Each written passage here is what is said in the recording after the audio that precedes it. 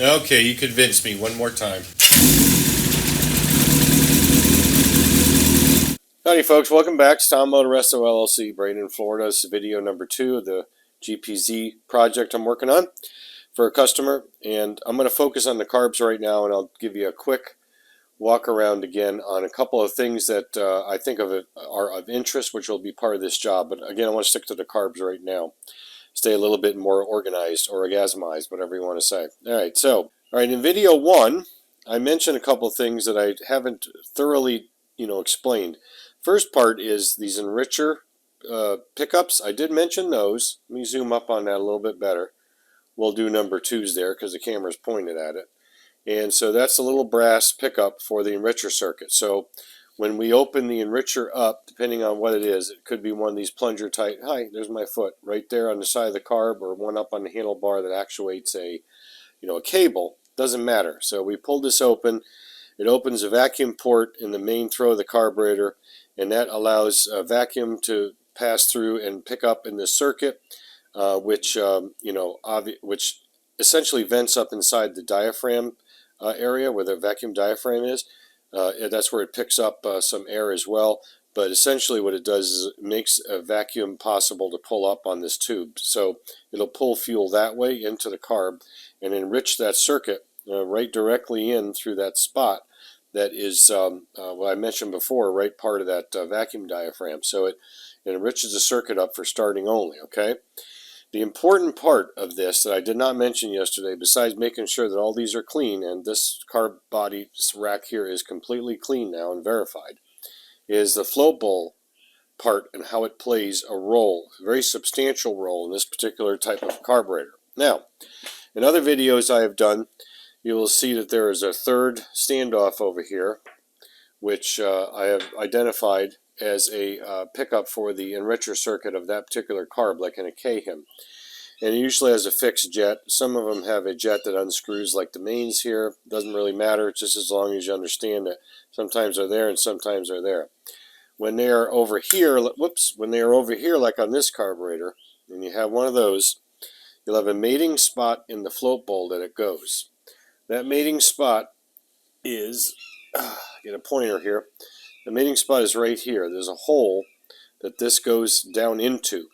So how that gets filled up with a column of fuel is through this guy right there. It's like a little port, a little jet.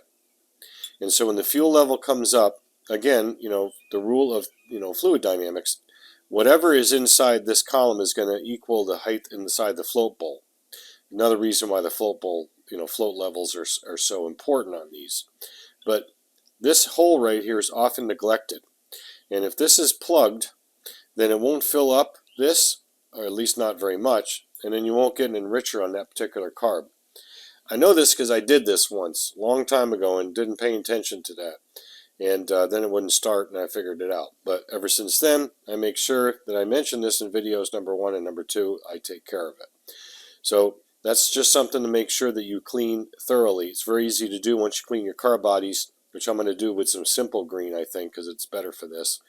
I don't want to try to take the paint off with carb cleaner. Then we'll just blow it through, make sure it's open. All right. Worst case scenario, a little bit of carb clean into this hole and blow it out. So each one of these need to be verified that the fuel can enter here, fill up that column, and be picked up by that pickup for the enricher. I just remembered what the other thing was. I wanted to show you one of the vacuum diaphragms. And this is a good reason why you take these out, even if you think that they're okay.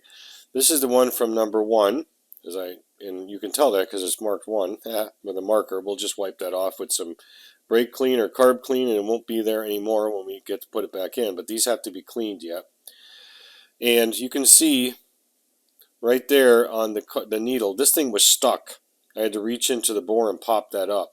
So under no circumstances was this being actuated by vacuum like it's supposed to. And that was another reason why the thing wouldn't run well at all.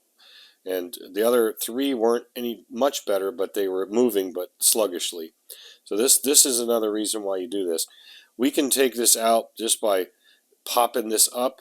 I'm not going to need to do that, though. I'm just going to need to clean this really well because it's not bad up in there. And then wipe down the outside body of the vacuum diaphragm. And you got to carefully inspect these and handle them with great care.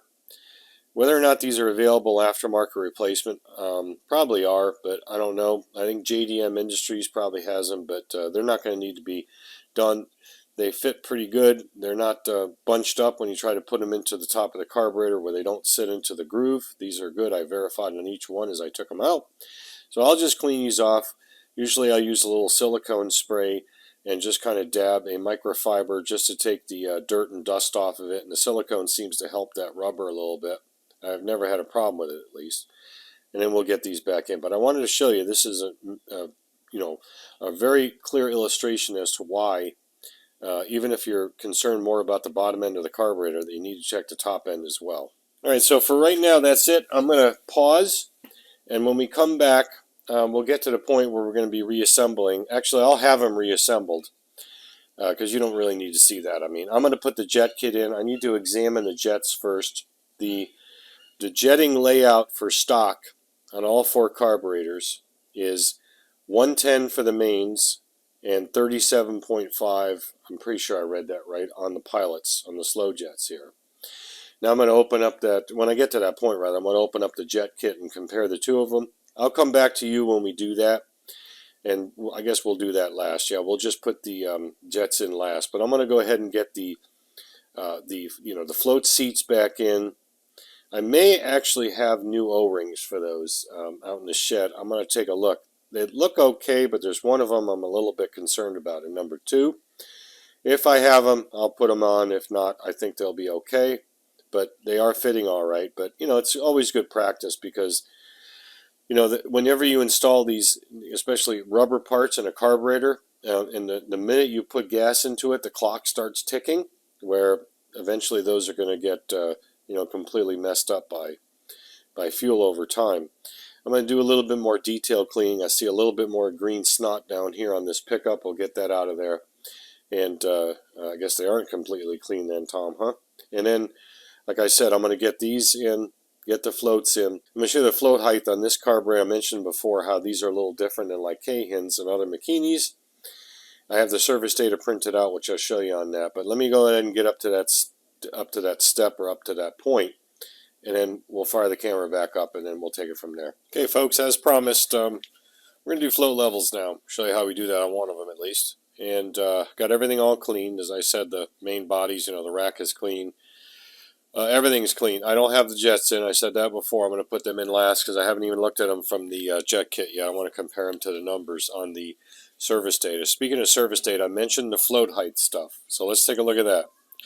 Now, this is atypical of what you normally see in service data or service information on setting float heights, but it says right there, measuring float height for Makini carburetors. And they have the carburetor upright and the float's weight down on the actual float valve, and then you measure the float height, which in this case is 18.6 millimeters. I'll have to convert that to imperial. As you know, I don't do metric digital tools. I use imperial. Now, the other thing you may notice, it says a supplement for 1982. Well, you say, well, wait a minute, it's an 84, so it's got to be the wrong information. And I got to be honest with you, the first time I did this job 2 years ago, I thought the same thing. And I said, well, that can't be right. Maybe that's, and of course I was working on an 84, and I have since worked on 82, so I know this procedure works correctly. This is the correct procedure. Supplement for the 83 model. Apparently they had some K-Hin carburetors, at least in some or all of those. So there you go, 83 model supplement, and there's your drawing, which would be your typical manner or procedure for checking float height. But again, we're dealing with Makinis, and I did this method when I first worked on this 84 2 years ago. I said the other way can't be right, and I set them up as you see here, and when I did a service fuel level, it was way off. I don't remember if it was low or high or whatever. So this is an incorrect procedure for these particular carbs. The procedure I showed you before is the correct procedure, because again, I have done this before and it works. So I'm going to make that conversion, and I'll be right back, and then we'll start measuring. And let me show you a couple things here. I did label these as to location, the floats, but it probably doesn't make any difference. Just for shits and giggles, put them back where they came out. And then we'll see how they measure up, because when I put them together, of course, 2 years ago, they were spot on. And the service fuel level afterwards proved that. We won't get to that for a bit, but we'll end up doing a pressure test once we do the float levels. So stand by. Okay, the conversion for that 18.6 millimeter over to inches is, or say imperial, is 723 and 2/10 if you wanted to get that close on it. But we're not machining some tight tolerance part here. We're just doing float levels. So we got her set at 732, right? And I always double check these because sometimes I look at numbers. Although I'm not dyslexic or anything, I look at the numbers and I type in the wrong thing, and then you're like, why didn't this work? Because when you do these things, if the float tang here appears to be like really whacked out, like where you don't expect it to be once they're adjusted, you probably got the wrong number. So that's all I'm mentioning that for. Okay, and on these carbs, the way they're measured as far as the float height goes, let's look at this again. Pay particular attention to the narrative or the written instructions. They want you to check the float level from the float bowl mating surface. You see number 3? So this lip right here, which is kind of a register for the float bowl, is not the float bowl mating surface. The float bowl mating surface is there. Now, it doesn't say anything about putting a gasket in or anything.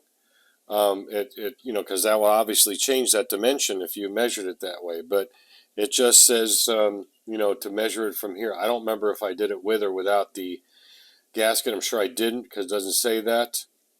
Yeah, from the mating surface of the carburetor to the top of the float. So we're not going to do that. All right, we're not going to put the gasket in place. We're just going to measure it. And I've never had to do that before. So, and all I do is I bring my caliper in, and you can see that these are.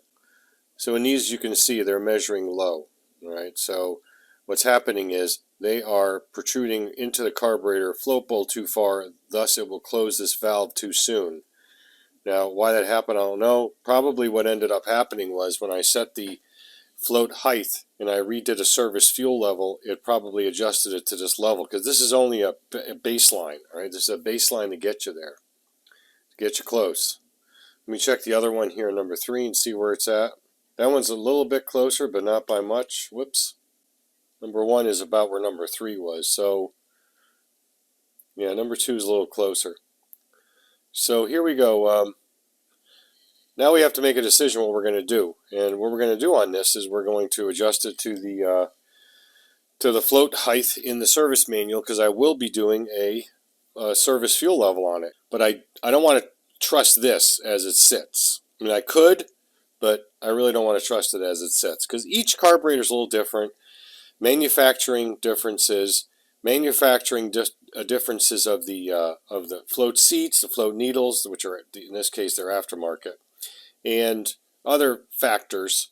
Everything's going to be a little different, and the only true way to get it is with a service fuel level. So the fact that it's off that far, though, leads me to believe that maybe a couple of these needed to be dialed in outside the normal amount that you would after you set it by measurement. But like I said, we're going to go ahead and set it by measurement because I don't know at this point. So I'll go ahead and adjust this tang on number 4. That seems to be the furthest one out, and we'll set them all that way off camera. Okay, so to make the float, and remember the carburetors are upside down, to make the float go further that way, in other words, that would let more fuel in before the float valve closes, we have to bend the tang up or away from the float valve.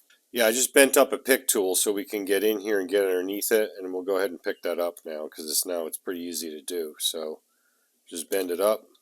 Well, that's right on the money now. About 18.6. I'm going to leave it there. It's close enough.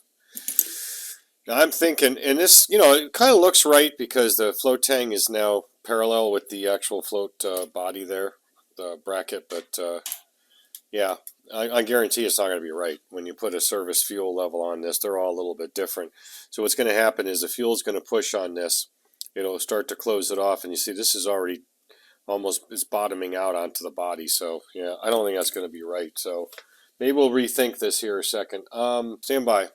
Let me, I got an idea. Let me go look at the 2020 ticket. I may have actually written down what the end adjustment was. Because a lot of times when I do a service fuel level and I have to take the the float bowl's off to do it, to make the adjustment, I'll measure it at that time and see what it is, and that way I can note that. Let me take a look and see if I did that. Well, okay, I reviewed the ticket, and I did put 18.6, and I didn't do any readjusting to it. I could have sworn I did a service fuel level on this thing after I did that, so I don't know. All right, we're going to leave it, but I'll do a service fuel level. I'll show you that. It's close enough, because I know I'm going to have to readjust these. I just know it. Something just doesn't seem right here, but as I'm looking at my data, service ticket data, and that's what the service ticket said I did, so I don't see why it would lie. So anyway, I'm just going to have to do a service fuel level, which I would generally do anyway on these things, especially Kawasaki's when they have that standard. You can kind of do them on other ones that don't have it, and just see if they're, the number that is, and just see if they're pretty even as far as where the fuel goes on the edge of it, on the edge of the body of the carb. All right, that might be a little bit too high, but we'll leave it for now. Like I said, I'm almost positive I'm going to have to do it, because here's your service fuel level adjustment, or check rather. And what you do, again, I showed you that on the last video. What we want to do is we want to have these things, and I'll put them on my special rack for this, do it right up here on the bench, and charge the carburetors with fuel from the auxiliary can, and then run a plastic tube up the side. And they want you to use a fuel level gauge, a special service tool, but you don't need one. The standard is 3 millimeters plus or minus 1 millimeter below from the bottom edge of the carburetor body to the fuel level. So the little tube shows you the fuel level. That would be this edge here, because we're measuring the service fuel level from this edge. Well, anyway, let me adjust them all. We'll do a pressure test, and then we'll see later on whether it's correct or not. But I just got a gut feeling, and I can't honestly remember it exactly. I did a service fuel level on it, and it had to be redone like twice afterwards to get them. And that's why, to get it right, that's why they were all little, variances as we find them now. But so hang on, we'll come back to that. All right, time for pressure tests. I got it all hooked up. You can see the gauge. And we're going to go a couple PSI and see what it does. We'll inflate the cuff, blood pressure cuff. Now remember, it does drop down usually a little bit right off the bat, because the cuff is kind of expanding or kind of settling into where it needs to go. Sometimes they will bypass a tiny, tiny bit of air very slowly. In other words, you'll have some decay as to pressure. And you can kind of see that going on right now, maybe just a teeny bit as it settles in. And that doesn't mean it's a fail, because this test is really designed for the rubber tipped float valves. And, these float valves are not, designed to hold back air. They're designed to hold back fuel, which of course is much different. So when it starts to decay like this, what I'll do is I'll blow them out individually by just lifting them up. Make sure there's no dust in there. Sometimes, even when you wipe them off, you get a little dust in there, and that'll blow anything out. I've had that happen before, where they don't want to seal up too well until you do that. It's holding pretty good at 4 psi, just under now. Like I said, you got to kind of understand and have some experience in doing various carb racks, or individual carbs even, to determine whether or not a pressure test is a fail or a pass. You can see right now it's holding pretty steady now, just under 4, but I wouldn't be surprised if it decayed very slowly, because again, these are steel or metal, whatever they're made of, and then you have the brass seats. Doesn't mean it's a fail, because ultimately we're going to be checking just to see if there's any significant drop, like it's not holding any air at all, like I had with the VFR when I did those carbs, if you look at that video, because the float needles basically sucked, and I had to use different ones. So yeah, we got a very, very small bit of decay, but I'm not too worried about it. This is about what these the steel needles, the metal needles, and the brass seats do. So, but it's not significant, and what's going to happen is going to get down to a point where it won't decay anymore, because it's able to hold that much air pressure back, at least. Where, fuel pressure out of a tank is about 1.5 pounds, if that, something like that. I don't know, could be more, could be less. I would guess it would depend on the size of the orifice of where the fuel's coming out through the fuel tap and the hose and everything, because there's all friction loss and all that, of course, even with a little bit of flow. So we've decayed about a half psi over that period of time we've been talking here, and that's not terrible for this. I'm just going to let it go and see if it stops and doesn't decay anymore, and that's usually indicative of how these metal ones work. Well, you see, while it's doing that, we'll talk a little bit more about the float bowls, which are now cleaned. When you do the float bowls, always take the drain screws out of them before you clean them. And the reason is you can get a very small amount of junk that is up in that little area where this pokes its little head through to seal that end off. And you can see there's a little bit on there that needs to be cleaned off. And you're not going to be able to clean that out with the screw in. So you always want to make sure that that's very clean, because even if a little piece of that breaks off, it'll potentially at least clog up a pilot jet or a slow jet or other small passageway. So always take these out. These have O-rings on them. They look pretty good, so I'm not going to worry about them. And then, like I said, these are all clear. Also on this enricher port here that we talked about earlier, and I mentioned in the last video, another way you can check to make sure it's clean is to put a light in here and then look down through here to see if you can see the light, and you can also see the size of the orifice to make sure that it's clear. It's kind of like looking through a jet, because it is kind of a jet.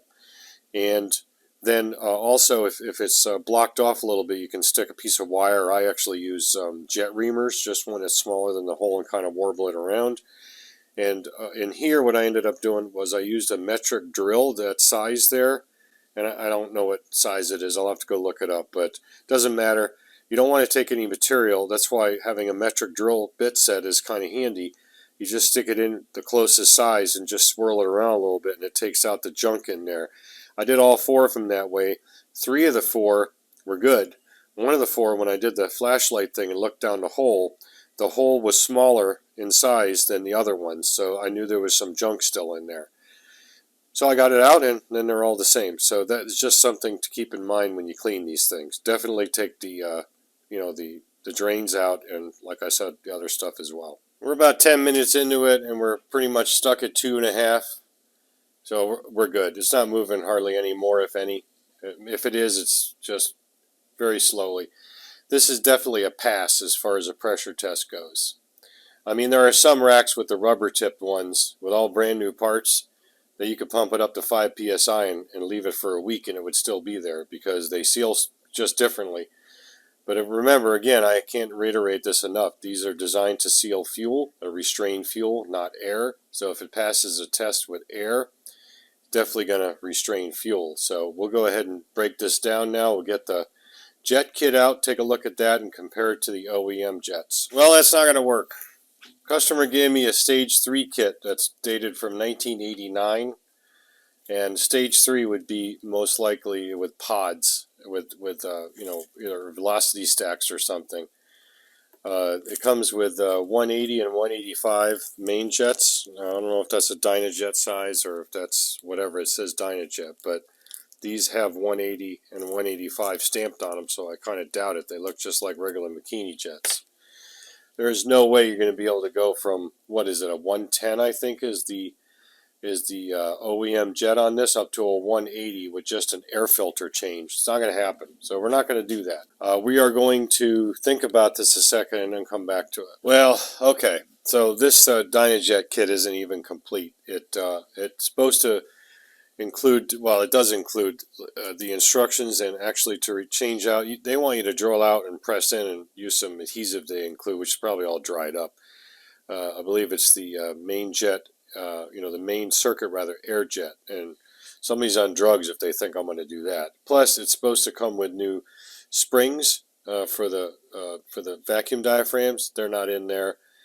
And also new needles for the vacuum diaphragms, the actual needles on there. The jet needles, I guess you want to call them, for the mains, and they're not in there either. So this is what we're going to do.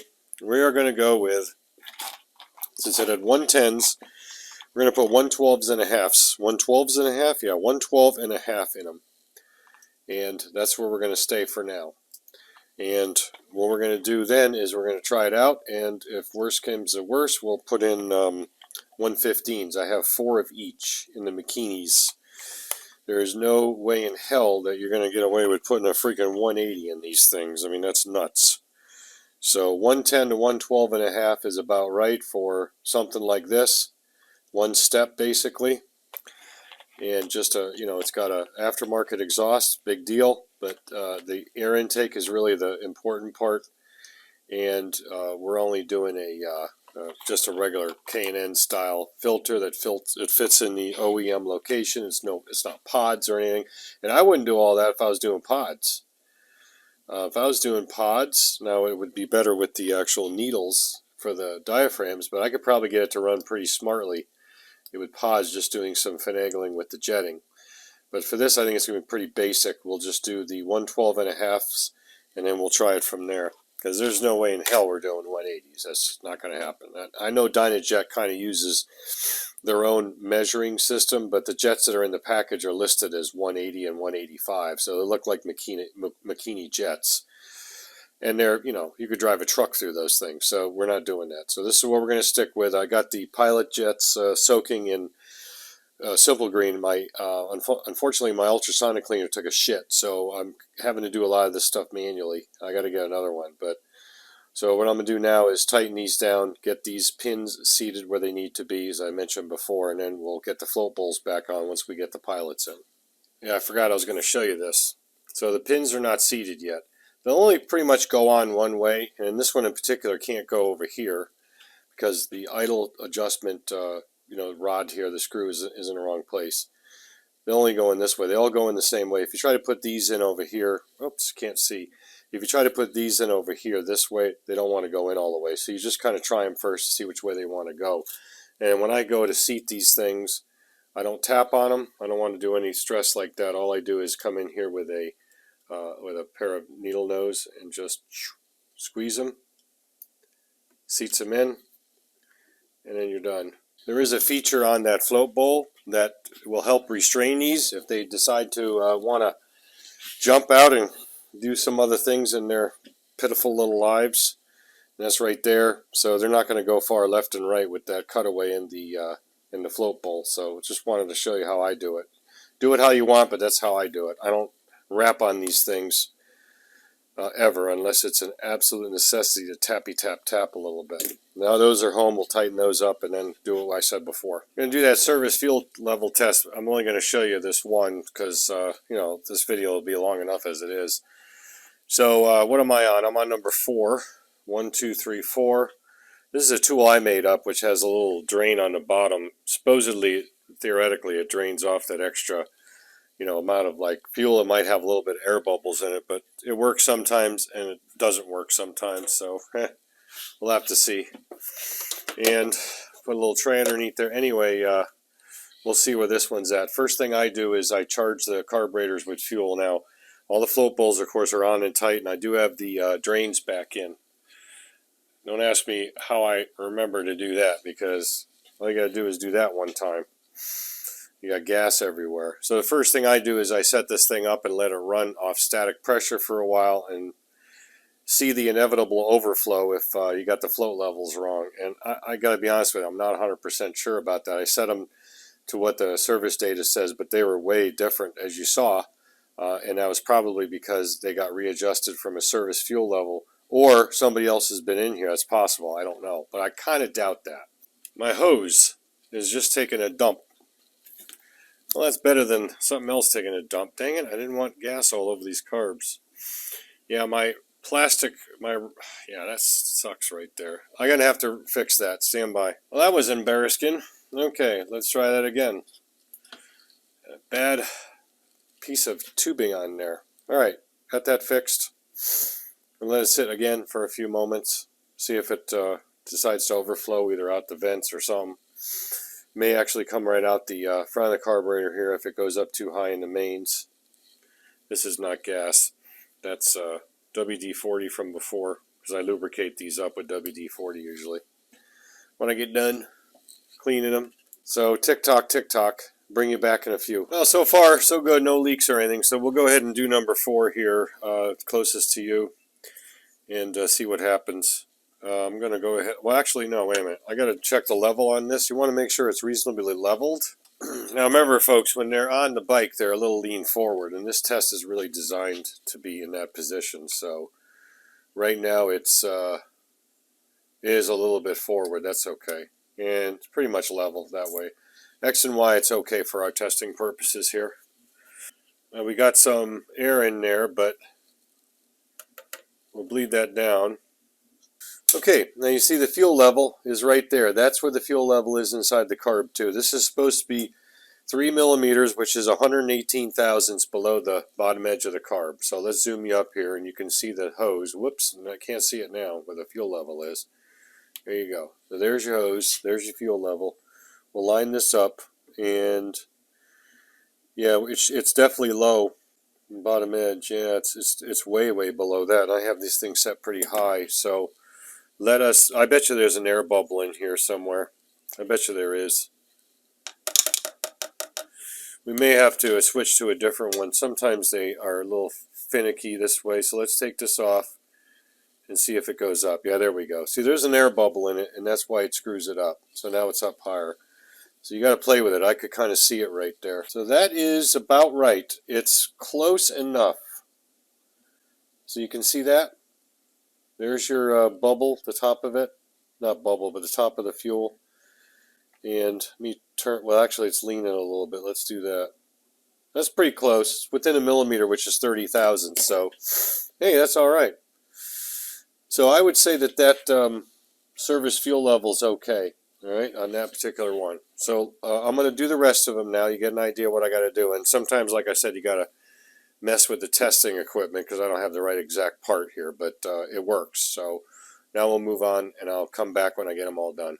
Well, folks, I'll be damned. They are all right in spec, and I don't know why, because maybe I'm confusing this with another job. You know, I do so many of these carbs over a period of time that I get confused, but you saw how far off those floats were. You know, that certainly can be from it banging around maybe, or maybe somebody was in here. You know, I did the job for a previous customer, and I don't know how many years he had it after that. Well, at least a year and a half or so, right? Because that was 2020, early 2020, I think January or February. And then my customer, what I say, about 8 months ago bought it. So who knows? Maybe somebody went into it. I don't know. But yeah, it is all well within as far as the service fuel level goes. So as long as you're reasonably level, which this one was when I just tested it, as long as you're reasonably level, close to it, and you know it's close enough, you get an idea that your carbs are not going to overflow and they're not going to be underfilled. And I told you about how much importance that is as far as the level of fuel in your carburetors. They all need to be about the same, and they certainly need to be not too high or not too low. You don't want them scattered about as well. All right, so what was I going to say? Oh, I forgot to mention I did replace the O-rings and those float valve seats. I had some in stock, so those are new. And I guess the rest of them, I'm just going to put it back together. Let's throw them on the bike and see how it runs. Stop screwing around. Stop talking, Tom. Stop it. Okay, guys. I don't know how we got a miscommunications here. My customer said to put in a K&N filter. I could have sworn he had it in his hand.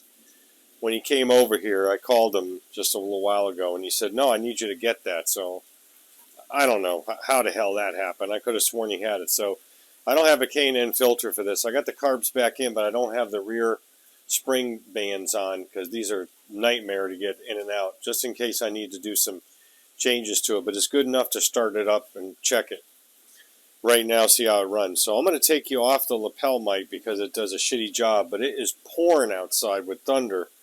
I mean, it's been raining the last hour. I bet you we got 3 inches. It's coming down. So hopefully it doesn't skew this, but I got to get this done now. It's getting late in the day. So next clip, we'll fire it up. Okay, I'm on the iPhone main mic here, so I know it sounds different. One thing I did do after the service fuel level test, I realized I did have 4 brand new 37.5 pilot jets. So I put them in. Off camera, of course. So this thing's got brand new jets all around, mains and slows. So let's see what happens. Whenever I do this, I always make sure I got my hand on the kill switch just in case. Kill switch engaged. Ready? Contact.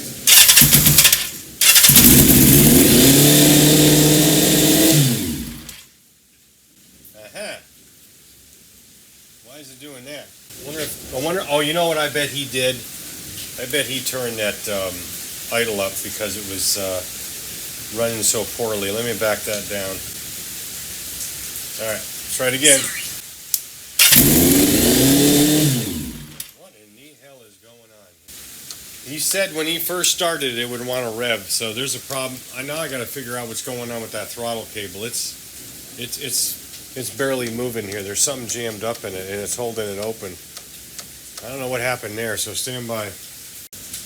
Alright, the band clamp on the carb holder for number 3, which is right next to the throttle, got in there apparently when I tightened it up and held this throttle open partly, so it should be good now. Let's go ahead and try this again, but we'll make sure we got our finger on the button here. That's better. Alright, now we got to pull that idle back up. That is way too low now.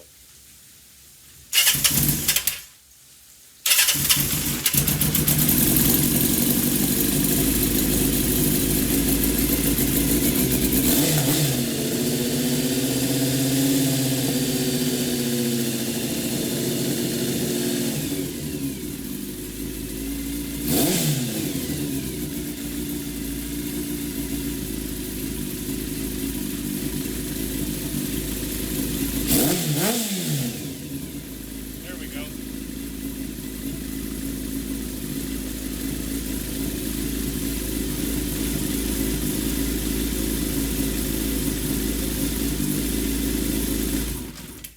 All right, let's choke off, so.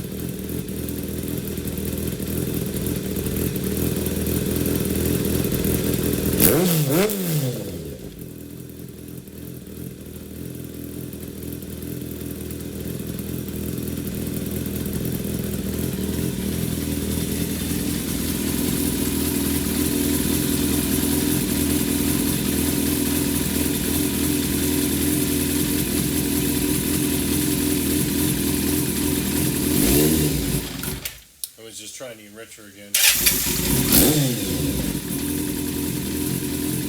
That's pretty good.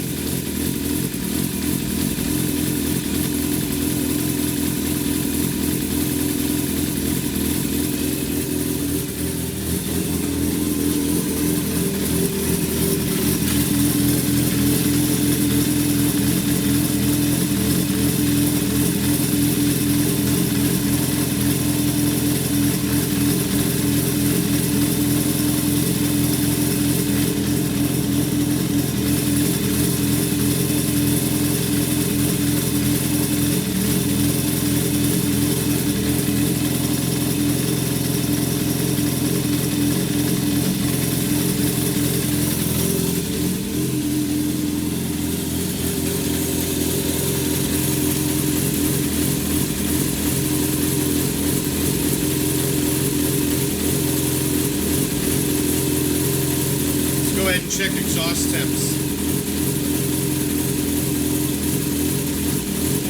690, 670.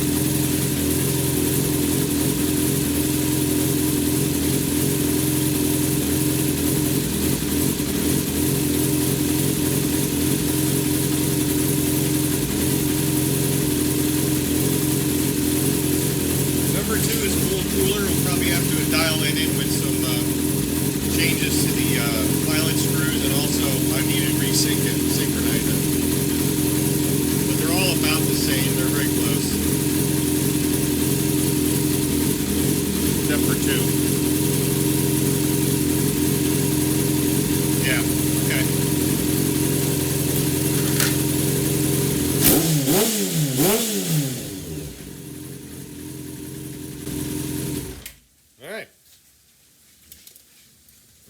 water too long. Air cooled, air oil cooled, I guess it is. Yeah, air oil cooled.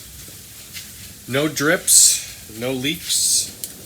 A little bit of hiccup there at first. I just didn't realize that that band clamp had gotten into that throttle cable at the cam there, you know, that trunnion, whatever they call it.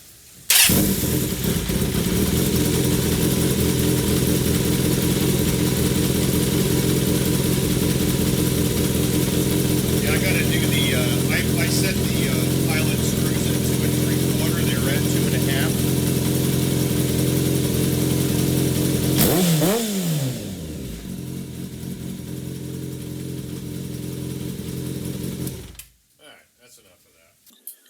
Okay, so I'm back on the lapel now, which accounts for the sound change. Yeah, I do have all the vacuum lines hooked up. I checked that vacuum switch up there, not that vacuum switch, that air switch, whatever it's called. That's good. It's holding vacuum.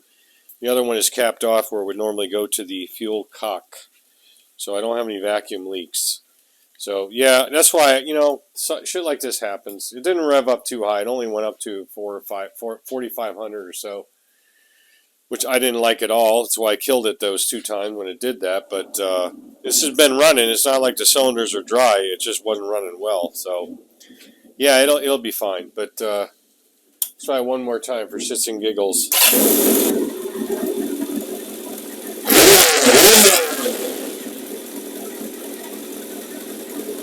Yeah, she's fine. Doesn't smoke. I mean, it puffed a little bit out at first, but it's a new exhaust. I don't think it's been run in. And with that bad gas in there, who knows, there might be some crud in the exhaust system. It's got to get burned out. But, you know, from it being run, at least in that short period of time they ran it. So, yeah, I got the gas off now, so we'll just start cleaning up, and that'll be it on this job as far as the videos go, unless something else comes up. Now, here's what that's going to be. These... what do they call them? These anti-dive jerkwad things I can't stand. They're stupid, and they're still stupid. This one's not bad, but I showed you on the first video. This one's leaking. We're sorting out where to get rebuild kits from them. I ordered some from the UK. My customer seems to think he can get some from somebody on a forum. There are none available for the top part here, and of course this is where it's leaking. The brake fluid's coming out. This is brake fluid side. This is fork side. So I don't really know what we're going to do with that, but we got to fix this and paint those up. You're not going to see that. I'm going to do that separately. And then there's a couple other cosmetic things that need to get done on the bike, but it's not important. So, yeah. Well, except for a couple of quick pucker factor moments where she wanted to rev up because of that throttle cable issue, I think we got a good successful repair here. You know, it didn't rev that high. It wasn't like it went wide open throttle. It was probably less than half. So it just came up and I shut it off. That's why I keep my finger, or my thumb in this case, on the kill switch or reach over for the ignition switch because of something like that. You know, the guys on the diesel channels, when they do major work on a diesel, when they start it up first, you know, first start, they usually keep something to plug up the intake, like a board or something in case it goes runaway. So, you know, no different with this. You do some significant work. You want to make sure that it's not going to rev up and blow itself up. Rookie mistake on my part. I should have checked that before I cranked it over the throttle. I just didn't think that it was an issue at that point. I didn't know it was an issue. I didn't suspect it. Live and learn. So I hope you got something and learned something out of this video and understand and appreciate that these carburetors are indeed precision fuel metering instruments. They need to be treated as such when you work on them, and you need to do things right, and you need to do things clean, and when all possible, just replace jets. It's much more economical and less frustrating because it's almost impossible sometimes to get the smaller jets clean. So I'm going to go ahead and myself, it's getting late in the day, and clean up. If you like what you saw, don't hesitate to subscribe, like the video, ring the bell on the channel. You get notified when I put more stuff up like this. And as always, guys, don't just repair, restore. Catch you on the next video, and thanks for watching. Okay, you convinced me one more time. Yeah, she just jumps right up to life. I like it.